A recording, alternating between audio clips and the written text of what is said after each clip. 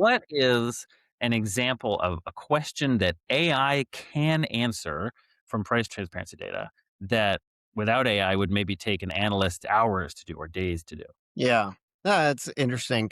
So obviously one of the challenges with price transparency data is the size, right? There's the volume, the sheer volume where, the input files are quite large where in our system, we'll see, I don't know, 20 billion rates for just a given market.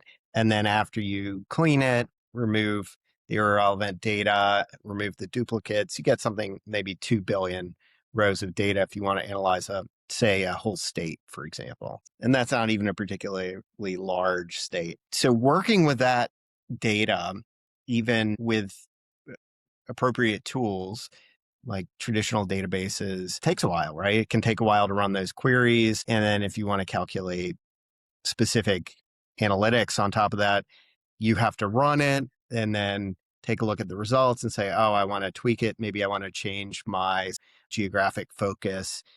Uh, Maybe I'm not getting the kind of results that I'm expecting with that. So then I got to rerun everything. And it's not that analysts couldn't do this work before, but it's just time consuming and laborious. And you probably would want a dedicated analytics team to do that kind of work. And what we're seeing with our AI analytic tools is the ability to ask and answer these kinds of questions, at any level of complexity almost, but also iterate very quickly. It doesn't take as long to do that work. For example, if I am interested in getting the interquartile range for a total joint replacement within the greater Minneapolis area, doing that, I can just ask our price transparency agent that we've developed that in natural language, just like I did there, get back a result with like box plots, the median, the max, the min of the quartiles, things like that. We can pre-calculate and we do pre-calculate benchmarks in our product, but